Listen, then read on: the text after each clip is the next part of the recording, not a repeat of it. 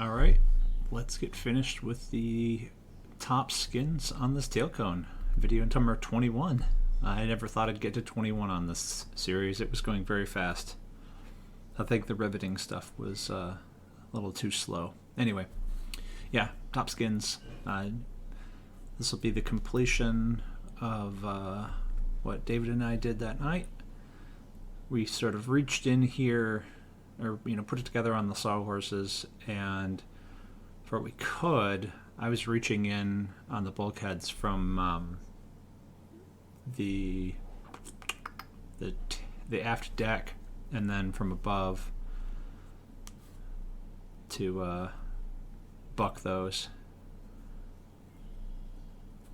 Yeah, this was a fun one. That same flange that gave me so much hell probably 4 or 5 videos ago, where I had my wife come out and hold it while I riveted the bottom. It gave the same problem on the top. So did some skin denting and whatnot trying to get in there, and then ended up just enlarging the hole out to a number 30 and used an oops rivet. Hate to see it done, but sometimes it just happens.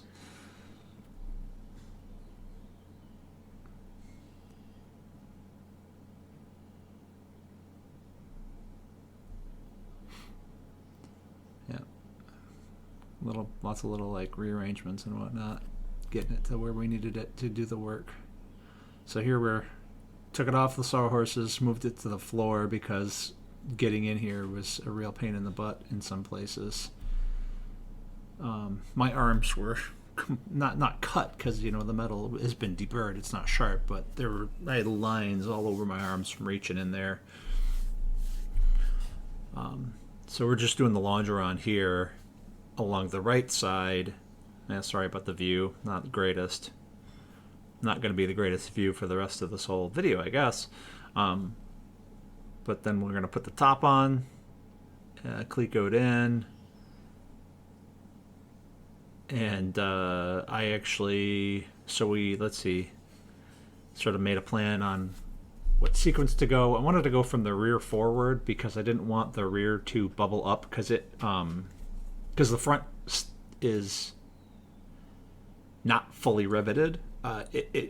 You wait for the rear window to come to finish any riveting up there. So I figured the best course of action was to start at the rear where the fiberglass fairing goes over, and make sure we get that to lay down really nicely, and then move forward from there. So you don't see me anymore because I am laying inside of the Tailcone to buck those rivets. And some of these got kind of holding a 1.5 pound bucking bar above your head for, I don't know, 40 minutes. It's not the easiest thing. I was I thought, oh sure, this is going to be fine.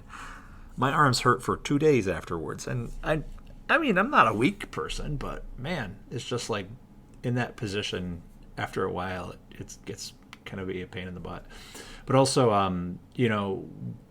the skin is so flexible up there because there's so little structure, and it's not meant to have a lot of structure. It's just the top of an airplane. It just got to be tight with itself, with the skins, and so I was pushing too hard on the bar, not enough on the skin, and so we had some rivets that didn't quite set right, and so we had to drill those out and reset them. All said and done, though, I'm pretty happy with the results. We got it all set. Tailcone is done, and in the next video I'm going to work on doing some initial fitting of the stabilizers.